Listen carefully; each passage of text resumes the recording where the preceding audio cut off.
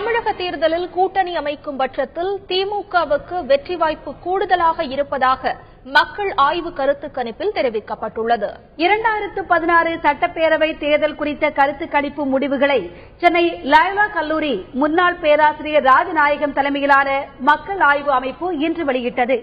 சென்னையில் செய்தியாளர்களை சந்தித்த அந்த அமைப்பைச் சேர்ந்த குழுவினர் சட்டப்பேரவை தேர்தலில் எந்த கட்சி கூட்டணி தலைமையில் ஆட்சி அமையும் என்று யூகத்தின் அடிப்படையில் திமுகவுக்கு 37.7% பேரும் அதிமுகவுக்கு 35.7% பேரும் ஆதரவளித்துள்ளதாக தெரிவித்தது.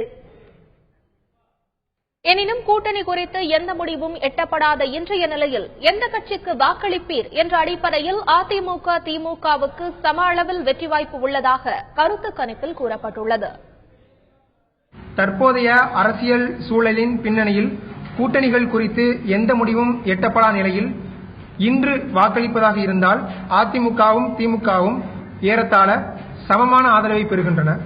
அதிமுக 33.3, திமுக 33.1, தேமுதிக 6, பாமக 3.2, பாஜக 2, காங்கிரஸ் 1.8, மதிமுக 1.5, இடதுசாரிகள் 1.2, விடுதலை சிறுத்தைகள் கட்சி 1.2, தமாக 0.4, முஸ்லீம் லீக் 0.3, புதிய தமிழகம் 0.3, நாம் தமிழர் 0.3, தமிழக வாழ்வுரிமை கட்சி 0.3, சமத்துவ மக்கள் கட்சி 0.2, இந்திய ஜனநாயக கட்சி 0.2, பிற மற்றும் சுயேட்சைகள் 2.1, நோட்டா 3.3, தற்போது சொல்ல முடியாது 7.4.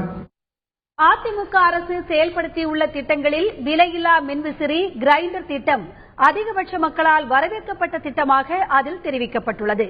தமிழகம் எதிர்கொண்டுள்ள ஊழல், குடிநீர், மின்சாரம், வேலைவாய்ப்பு உள்ளிட்ட பிரச்சினைகளை எந்த கட்சியும் தீர்க்கப் போவது இல்லை என்று 56.4% பேர் கருத்து தெரிவித்துள்ளதாகவும் மக்கள் ஆய்வு கருத்து கணிப்பில் கூறப்பட்டுள்ளது.